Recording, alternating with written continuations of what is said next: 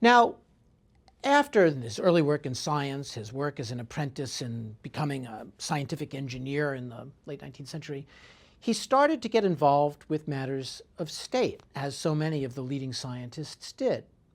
One of the long-standing issues for the French had been that they wanted to rationalize the system of measures. Everybody hated in France this idea that a measure of length should be the British king's foot. And they thought it would be much more rational in the French Revolution, they said, to have decimal system of measure, to have kilograms and meters that were philosophically grounded in the reasonable and the rational.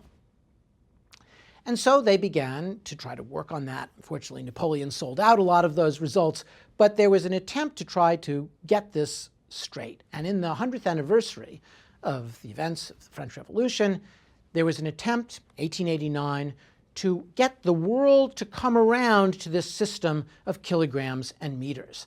And so there was a moment where there was a ceremonial burying of K, the perfect kilogram, and M, the perfect meter, and that these would become the world standards, those individual objects. So what you see here is the closet, the multiply protected closet where K, the kilogram, sits in a evacuated jar, bell jar, with its witnesses, the témoins, all around it, who would bear witness with their bodies should something untoward happen to K. And M, the meter stick, was in that high tube that's there. There was a great conflict over whether they could get the right keys for this, because the foreign delegates would only treat this space as international territory. They wouldn't speak to the interior minister who had the key, so they had to get the foreign minister to do this. And it was a big battle, but finally they buried these, and suddenly they ascended to become the perfect K and the perfect M. Flush with success at this idea of getting the world to accept those French revolutionary quantities of the kilogram and the meter, they tried to introduce a notion, the French tried to introduce a notion of centralized and standardized time. One of the first attempts to standardize time was actually extremely physical.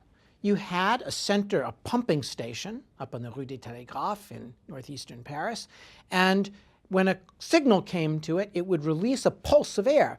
And those pulses would race under the city of Paris and reset clocks at each of the mayoral headquarters of the arrondissement.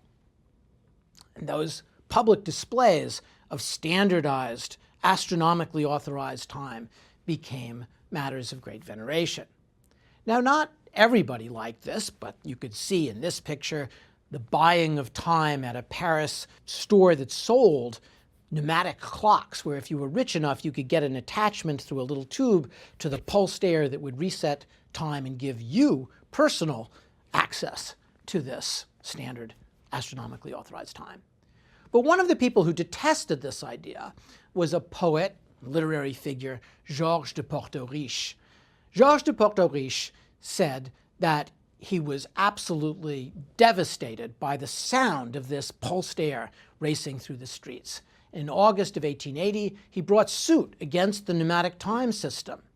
This renflement des soufflets, these pulsing of air, had driven away, as he put it, all his poetical and dramatic creativity.